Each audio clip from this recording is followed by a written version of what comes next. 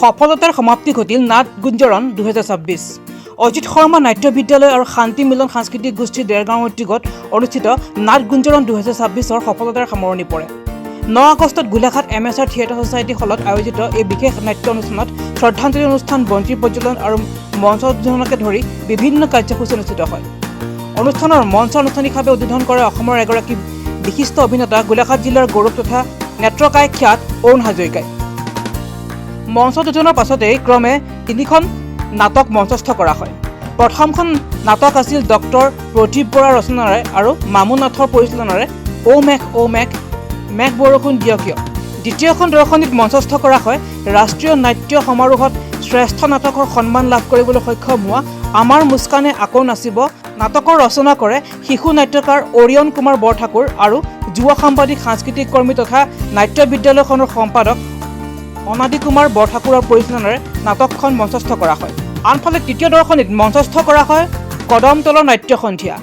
উল্লেখ্য যে অজিত শৰ্মা নাট্য বিদ্যালয়ে জুলাই মাহত অনুষ্ঠিত কৰা গ্ৰীষ্মকালীন নাট্য কৰ্মশালাত অংশগ্ৰহণ কৰা ছাত্ৰ ছাত্ৰীসকলৰ দ্বাৰা এই নাট্যাংশ প্ৰদৰ্শন কৰা হয়। কণ কণ শিল্পীসকলৰ অভিনয়ে দৰ্শকৰ বিশেষ মনোযোগ আকৰ্ষণ কৰে। অনুষ্ঠানৰ মাজতে উপস্থিত দৰ্শক আৰু ৰাইজক আগন্তুক কাৰ্যসূচীৰ সন্দৰ্ভত অৱগত কৰি অনাদি কুমাৰ বৰঠাকুৰে কয় যে শিশুসকলক লৈ আগন্তুক দিনত নাট্য চৰ্চাৰ জৰিয়তে বানাক্ৰান্ত ৰাইজৰ কাষত থিয় দিয়াৰ চেষ্টা কৰা হ'ব। পোনপ্ৰথমতে আপোনালোকৰ চেনেলক ধন্যবাদ জ্ঞাপন কৰিছোঁ।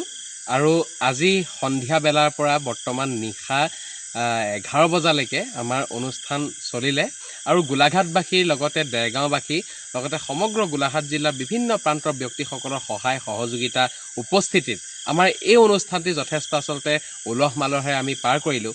আৰু বিশেষকৈ আমি অজিত শৰ্মা নাট্য বিদ্যালয় আৰু শান্তি মিলন সাংস্কৃতিক গোষ্ঠীৰ সহযোগত অনুষ্ঠিত হোৱা এই নাট গুঞ্জৰণ 2026ৰ আমি আজি সামৰণি পেলালোঁ। আচলতে অনুষ্ঠান পতা আমাৰ ইচ্ছা নাছিলে, কিন্তু আমি নাটকসমূহে সেই বানাক্ৰান্ত ৰাইজক সুঁৱৰি আমি সেই নাটককেইখন আমি আচলতে মঞ্চস্থ কৰালোঁ। আৰু ইয়াৰ পাছতে আমি শিশুসকলক লৈ বানাক্ৰান্ত ৰাইজৰ ওচৰলৈ যাম। আৰু এটা কথা এইখিনিতে ক'ব বিচাৰিছোঁ, আমাৰ 3খনকৈ নাটক ঔ মেঘ বৰষুণ দিয় কিয়, নাট্যকাৰ ডক্টৰ প্ৰদীপ বৰা, পৰিচালনা মামু নাথ, লগতে আৰু এখন নাটক মঞ্চস্থ কৰা হৈছিলে ৰাষ্ট্ৰীয় নাট্য সমাৰোহত শ্ৰেষ্ঠ নাটক পাবলৈ সক্ষম হোৱা আমাৰ মুস্কানে নাচিব, শিশু নাট্যকাৰ অৰিয়ন কুমাৰ বৰঠাকুৰৰ নাটক মই পৰিচালনা কৰিছোঁ, অনাদি কুমাৰ বৰঠাকুৰে, লগতে সংগীত ব্যৱস্থাপনাও কৰিছোঁ। লগতে আৰু এখন বিশেষ নাটক যি আচলতে আমাৰ কৰ্মশালা অনুষ্ঠিত হৈছিলে অজিত শৰ্মা নাট্য বিদ্যালয় জুলাই মাহত, সেই কৰ্মশালাত অংশগ্ৰহণ কৰা ছাত্ৰ ছাত্ৰীসকলে পৰিৱেশন কৰিছিলে কদমতলৰ নাট্য সন্ধিয়া, য'ত আমি পৰিচালনা কৰিছিলোঁ, লগতে মামু নাথে পৰিচালনা কৰিছিলে। আৰু মামু নাথে পৰিচালনা কৰাৰ উপৰিও শান্তি মিলন লোকবাদ্য দলে এই নাটকখনত সংগীতৰ ব্যৱস্থাপনাত আছিলে। আচলতে খুব ভাল লাগিলে অনুষ্ঠানটো। আৰু আমাৰ অনুষ্ঠানটি শ্ৰদ্ধাঞ্জলি অনুষ্ঠানৰ পৰা আৰম্ভ কৰি শ্ৰদ্ধাঞ্জলি অনুষ্ঠান আৰম্ভ কৰিছিলে বিশিষ্ট ব্যক্তিসকলে। কেইবাজনো স্বনামধন্য ব্যক্তি, লক্ষ্মীনাথ বেজবৰুৱা, পণ্ডিত হেমচন্দ্ৰ গোস্বামী, চন্দ্ৰকান্ত আগৰৱালা, প্ৰাণৰ শিল্পী জুবিন গাৰ্গ, সুধাকণ্ঠ ডক্টৰ ভূপেন হাজৰিকা, প্ৰয়াত অজিত শৰ্মা, স্বৰ্ণলতা বৰঠাকুৰ, ফণী শৰ্মা ইত্যাদি বহুকেইজন মহান মনৈষী শিল্পীক আমি শ্ৰদ্ধাৰে সুঁৱৰি অনুষ্ঠানটি আগবঢ়াই নিছিলোঁ। আৰু তাৰ পাছতে বন্তি প্ৰজ্বলন কৰে গোলাঘাট MSR থিয়েটাৰ ছ'চাইটি হলৰ বিত্তীয় সম্পাদক, বিশিষ্ট সাংস্কৃতিক কৰ্মী মৃদুল কাকতি ছাৰে।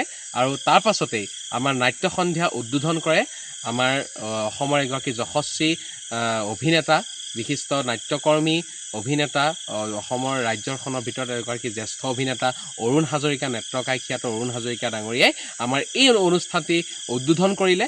লগতে আমি খুব আনন্দিত হৈছোঁ, সংবাদ মাধ্যমৰ ব্যক্তিসকলেও যথেষ্ট সহায় সহযোগিতাৰে অনুষ্ঠানটি আগবঢ়াই নিলে।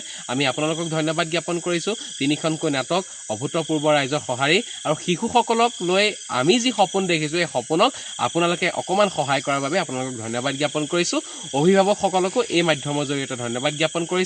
আহিব আমাৰ নাট্য বিদ্যালয়লৈ, দেৰগাঁৱত আছে, আফুৱা গাঁৱত অজিত শৰ্মা নাট্য বিদ্যালয়, দেৰগাঁও আফুৱা গাঁৱত আছে। সকলো আহিব। আৰু অনুষ্ঠানটিত আগবঢ়াই নিয়াৰ ক্ষেত্ৰত যথেষ্ট কষ্ট কৰা প্ৰত্যেকজন বিষয়ববীয়াক ধন্যবাদ জ্ঞাপন কৰিছোঁ। আৰু সহায় সহযোগিতা আগবঢ়া প্ৰত্যেকটো অনুষ্ঠান, বিষয়ববীয়া, শিল্পী, বিশিষ্ট ব্যক্তিসকল আমি আটাইকে এই সংবাদ মাধ্যমৰ জৰিয়তে ধন্যবাদ জ্ঞাপন কৰিছোঁ। আশা কৰোঁ আপোনালোক ভালে থাকক, হাঁহি থাকক। ধন্যবাদ।